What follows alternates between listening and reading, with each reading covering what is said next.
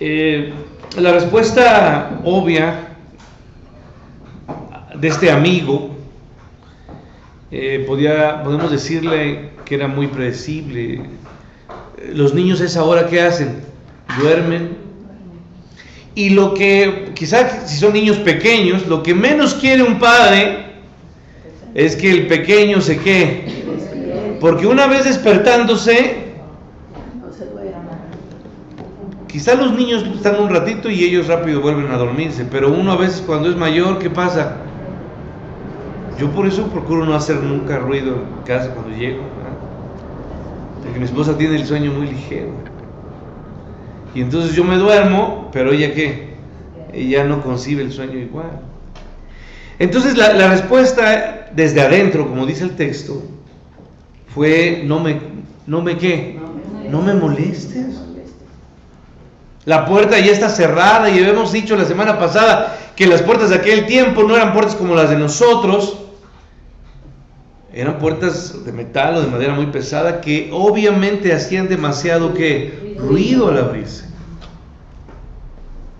Y entonces él alega o refiere a la puerta que está cerrada, refiere a que los niños están conmigo y están en cama. Y solo agrega, no puedo levantarme.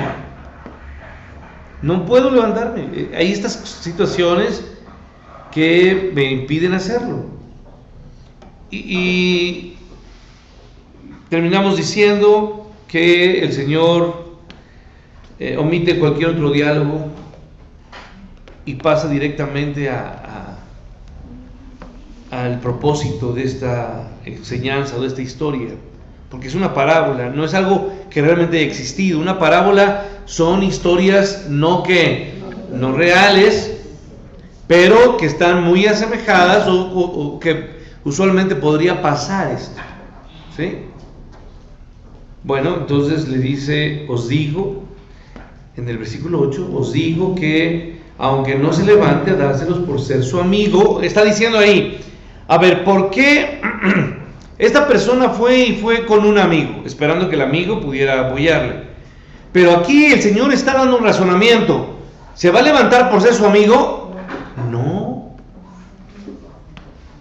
O sea, ni siquiera la amistad fue suficiente, fue lo que empujó a que él respondiera y pudiera atenderlo. No fue suficiente.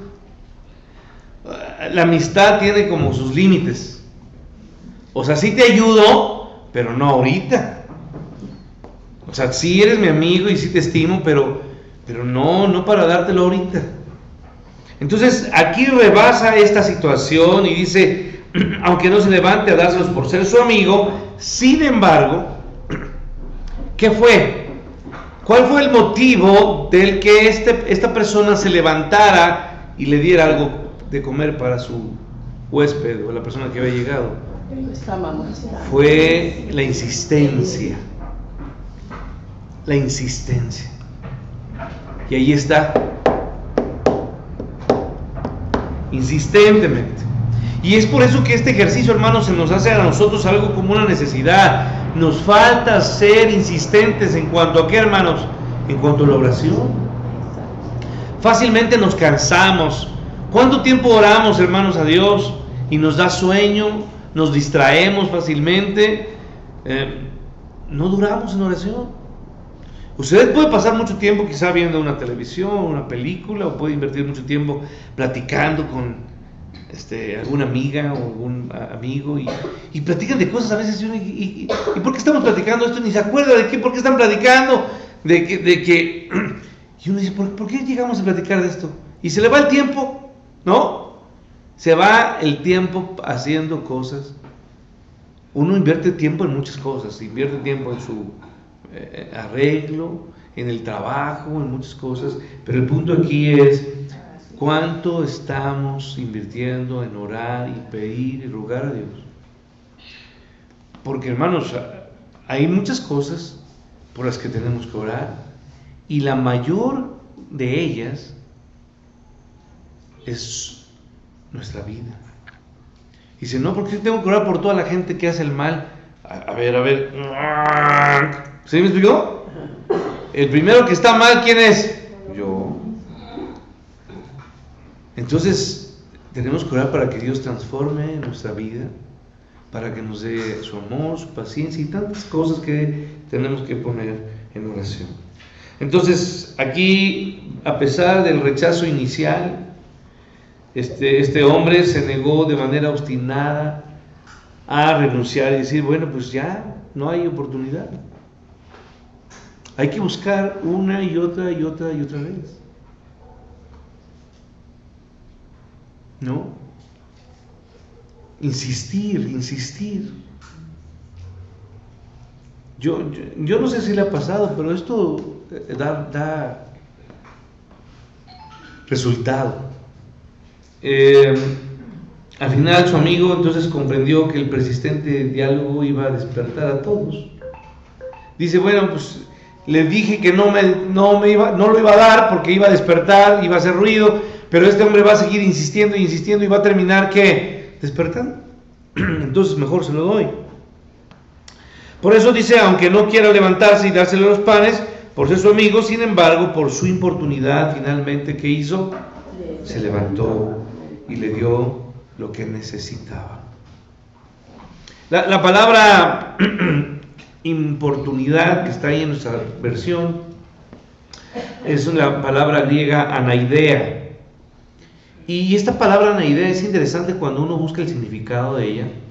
En el griego significa descaro, insolencia, audacia, atrevimiento. ¿Sí? Hoy el llamado a nosotros, hermanos, es que tengamos una conducta que se caracterice por esto.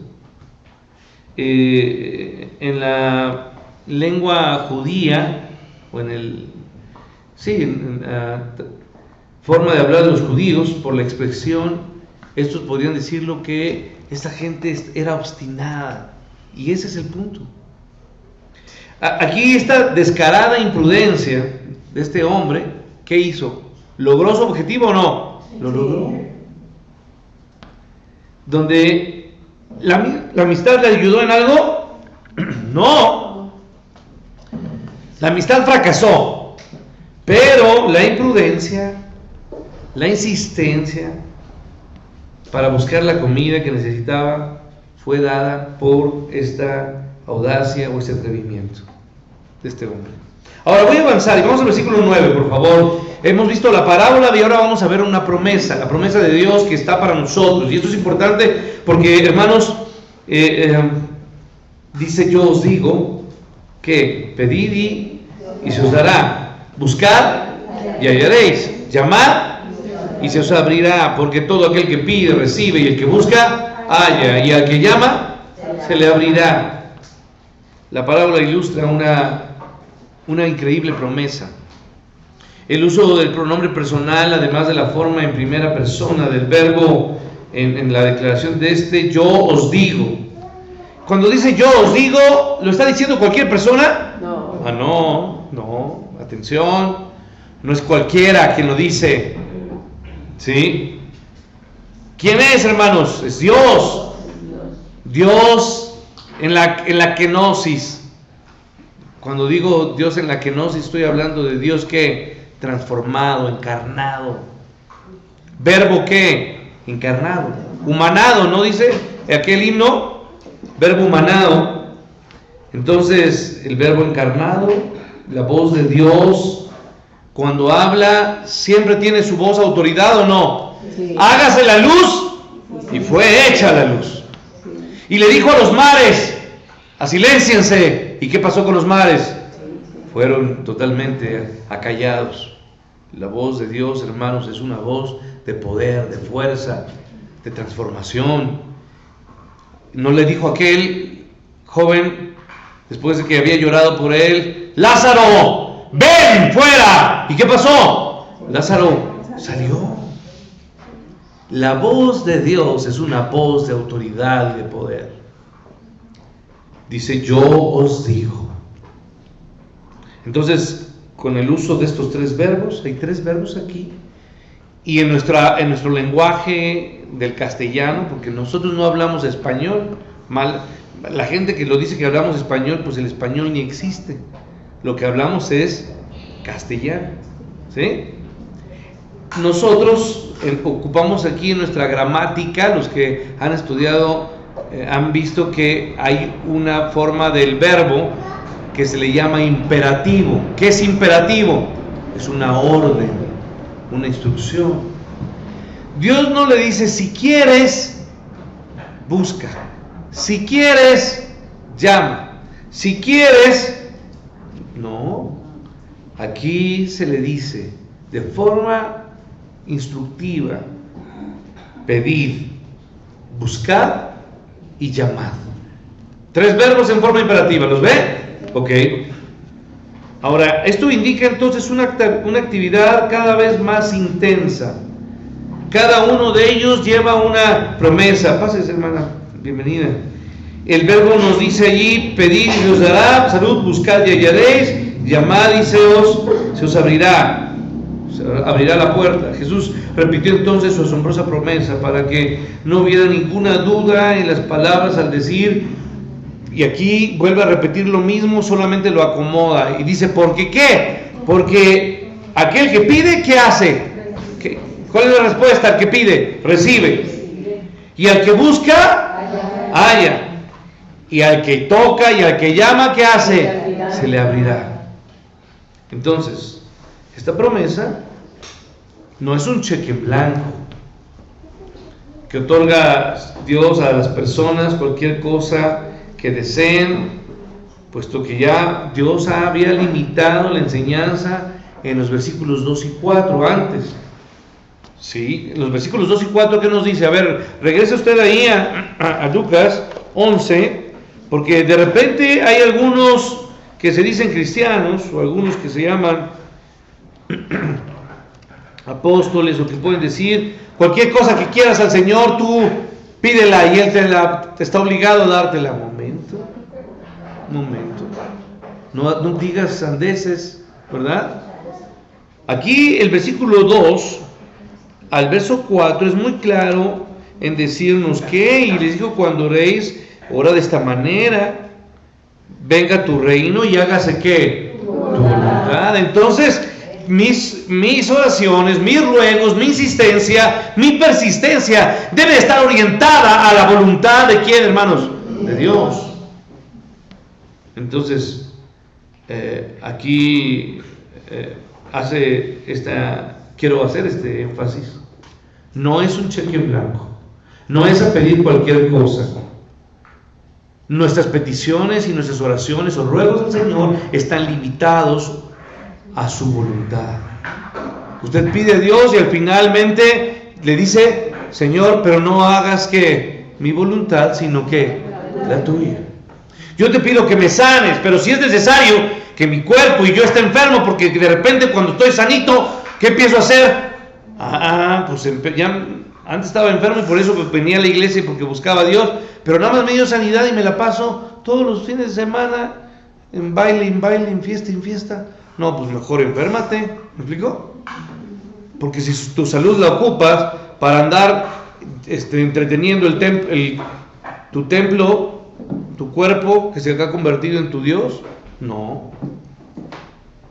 Entonces está limitada la voluntad de Dios.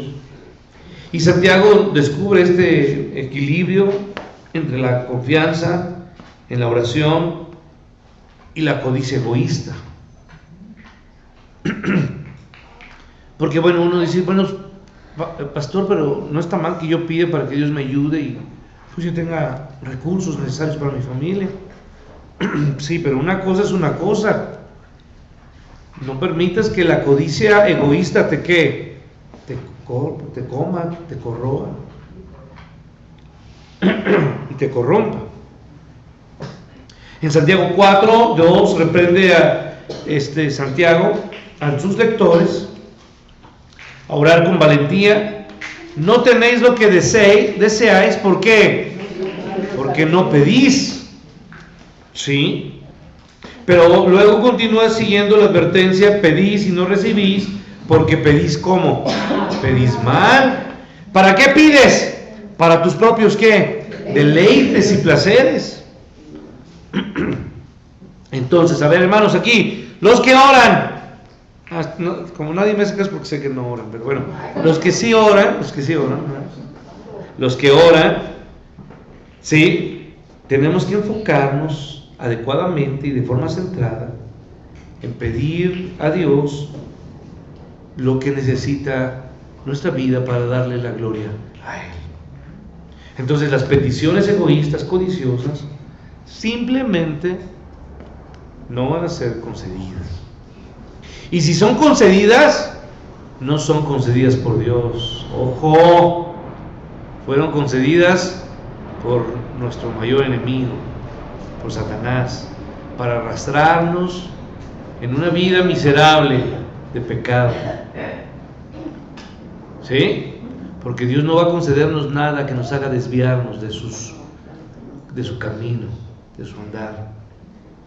Entonces, hermanos, hemos visto la promesa, la parábola, la promesa, y ahora termino con el principio. Verso 11, por favor. Vaya usted al texto. Hay un principio aquí, una regla. ¿Qué padre de vosotros, ¿se me sigue? Si su hijo le pide pan, le va a dar una piedra. O si pescado, en lugar de pescado le dará serpiente. Verso 12. O si le pide un huevo, le dará un escorpión.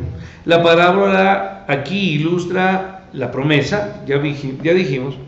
Primero vimos una parábola, que es una ilustración. Y esa ilustración nos llevó a una promesa. La promesa de que Dios va a darnos lo que necesitamos. Hablamos de pedir, hablamos de buscar y hablamos de llamar, ¿cierto? Ok, ahora somos dirigidos de la parábola, la promesa, y de la promesa ahora a un principio. ¿Cuál es el principio? Bueno, el principio expresa aquí un patrón muy común para los judíos, un razonamiento que va de menor a mayor. Bueno, eleva el nivel del análisis de la amistad primeramente, que era un amigo antes, ¿cierto o no? Ahora habla de un ¿qué? De un padre. No es lo mismo un amigo o un padre, ¿o sí? Porque un padre, por más que enojado que esté con su hijo, ¿lo va a dejar sin comer, no? No. A pesar de que los hijos puedan ser muy groseros. Que aquí no hay hijos groseros, ¿verdad? Todos son muy obedientes, muy agradecidos, pero bueno, en otros lugares, en otros países, ¿no? Hay hijos muy desagradecidos.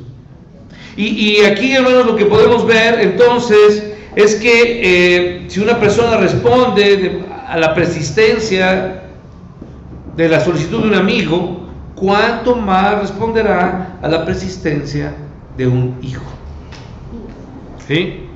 Jesús presenta este principio haciendo a sus oyentes, a su audiencia, dos preguntas, porque Jesús enseña siempre con preguntas, fíjese. Es una forma de enseñar muy, quizá no tan común, pero ¿quién enseña con preguntas? Entonces es algo no muy usual, ¿verdad? Pero es tanta la sabiduría de Dios que con preguntas nos contesta y nos enseña. Primera pregunta, ¿qué dice? ¿Qué padre de vosotros, si su hijo le pide pan? No, hasta ahí me detengo. Ok, desde luego se puede esperar que los hijos les pidan a sus padres lo que necesitan. Eso es como un asunto lógico. Un hijo necesita algo y el hijo inmediatamente dice: oye papá, fíjate que necesito esto. Desde cosas muy básicas en la escuela, pues en la escuela nos pidieron llevar una monografía, o nos pidieron llevar una regla, o nos pidieron esas cosas sencillas, o de repente dice: papá, ¿sabes qué? Se me rompieron mis zapatos, y ya, ahora que hay agua, pues ya como que siento el agua aquí, y cuando paso y piso un chicle ya hasta me sabe a fresa un poco, ¿no? ¿Sí? ¿Sabe que necesita zapatos? Sí, el padre responde a eso, ¿no? Entonces, un padre conoce exactamente lo que necesitan sus hijos y escucha a sus hijos cuando sus hijos van a él pidiendo algo. Ok, es lo que podemos ver. Entiende sus oyentes la relación entre ellos de amor, de responsabilidad, de afecto y de este asunto de proveer bajo la confianza de la relación que existe. Un padre provee. De hecho, la característica de un padre, por excelencia, no está refiriendo a la madre, pero de un padre es que proveedor. Debe de proveer para lo necesario. Entonces dice nuestro texto aquí, por tanto, si un padre, su hijo le pide pescado, en lugar de pescado le dará ¿qué? Una serpiente. Ahora, aquí me detengo, hermanos. Ningún padre normal, porque sí hay padres anormales, ¿verdad? Pero estamos hablando de los normales, atendería el hambre de su hijo dándole una serpiente a cambio de un pescado que le pidiera. Tampoco si le pide un huevo le va a dar un ¿qué? Escorpión. Bueno, a ver, hermanos, una serpiente en primer lugar es un animal peligroso ¿o no? Sí. Es peligroso y es venenoso, ¿no? Y muerde, ¿no? Y muchas veces el veneno de ellos es de riesgo, de vida, ¿no? La mayoría de ellos lo que hace es, no sé cómo se llama el proceso médico, pero lo que hace es asfixiar y que ya no puedan respirar y entonces mueren. Entonces poner y darle un animal a su hijo, un tipo de animal de esto, yo sé que quizá en algunos otros países los niños juegan con serpientes, pero en lugares normales, pues como que uno dice, ay, mira, pásate, te presento aquí a mi serpiente, ¿no? Y ven y juega con ella, no es algo usual. Y generalmente las serpientes que están en condiciones de caza son serpientes que les han extraído ¿qué? El veneno, pues obviamente. Y entonces sí le morderán, pero pues no más. Bueno, y luego el otro animal que pone ahí es un ¿qué? Un escorpión. Un escorpión que yo sé que quizá en otros países, los que han visitado Asia, pues se comen los escorpiones. Pero esos escorpiones también pasan por un proceso, son cultivados. No creo que es un animal que usted ve en la calle y agarra y se lo come. No, hay criaderos de escorpiones y están con cierta alimentación, etcétera. Y también el veneno se les ha extraído, etcétera. Pero bueno, está hablando aquí de un animal, un escorpión. En su naturaleza nadie agarra y se come los escorpiones, ¿o sí? ¿Sí te los comes? Pues no. Pues sí. No se los come uno. Bueno, entonces aquí lo que podemos ver, hermanos, es que estos animales desagradables y peligrosos, de riesgo, incomibles, porque el otro ejemplo, ya vimos de serpiente, el escorpión, y luego, ¿cuál es el otro? La piedra. Yo sí de repente cuando fui niño agarré quizá tierra y me comí un poco de tierra, pero no anda uno agarrando una piedra y ahí anda chupándola, ¿o sí? No agarramos eso. Entonces no le sacamos nada de provecho. La respuesta obvia a las preguntas que Cristo hace ¿es necesario contestar la pregunta, hermanos? Pues no, porque es obvio. ¿Qué padre hace eso? La respuesta es ninguno. No hace eso un padre, no le da eso a su hijo, porque hay un principio claro de que un padre ¿qué hace? Cuida, protege, sostiene, alimenta, sustenta a sus hijos. No actúa con esa actitud irrazonable de darle algo que no pueda ser útil a su hijo en una necesidad de alimento. ¿Sí? Al saber que su Padre Celestial, ahora pasamos a una esfera para concluir, hermanos.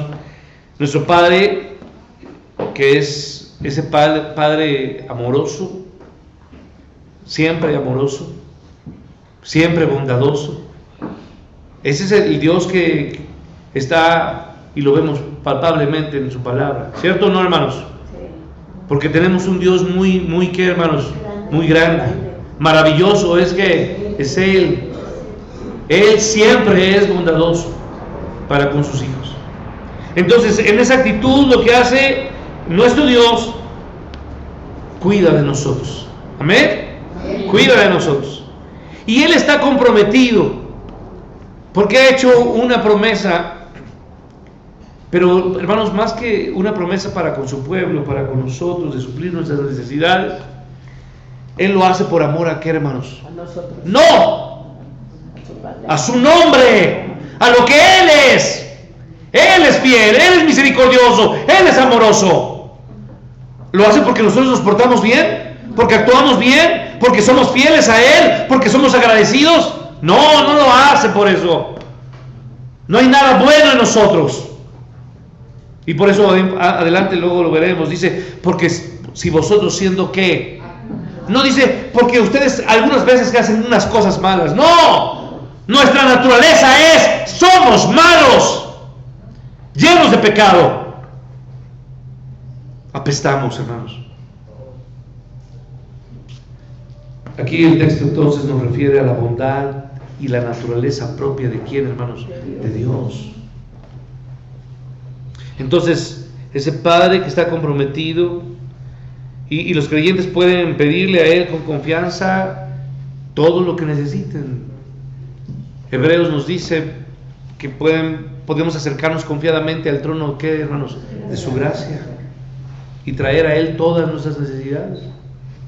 Entonces, a diferencia de las otras deidades o dioses falsos que cualquier religión pagana pueda hablar, nuestro Dios, voy a terminar con esto, es amoroso. Amén. Nuestro Dios es accesible. Siempre, cualquier persona, en cualquier momento, en cualquier situación, puede llegar a los pies de ¿quién, hermanos? De Cristo. Accesible. Y por último, este es un Dios lleno de bondad y generoso. Él es generoso. Siempre que, hermanos, bueno. Dios es bueno todo el tiempo, y todo el tiempo Dios es bueno. Amén. Hermanos, gocémonos en esto, hermanos. Vamos a insistirle a este Dios, hermanos, que nos ayude, que cambie nuestra dureza, nuestro pecado, que cambie nuestra necedad, nuestra manera orgullosa de actuar, nuestra manera vana de vivir, que cambie nuestros ojos, nuestro corazón. Lo vamos a hacer, lo vamos a insistir. Hágalo, hermano, insista, ore y siga orando. No pierda la fe. Yo sé que muchas veces uno desespera, hermanos, y dice, es que Dios ¿qué? No me escucha. Ya me estoy afligido y angustiado porque Él no me oye. Insista, hermano, insista.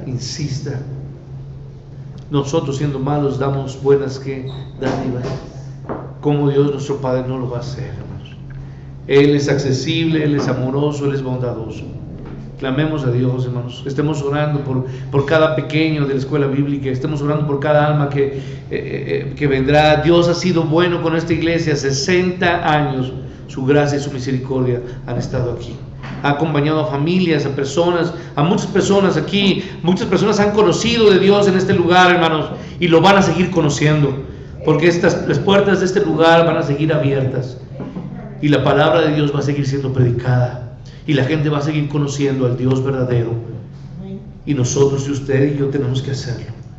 Clamar a Dios para que su voz siga resonando en nuestros corazones y en toda alma que hoy le necesite. Amén. Dios le bendiga.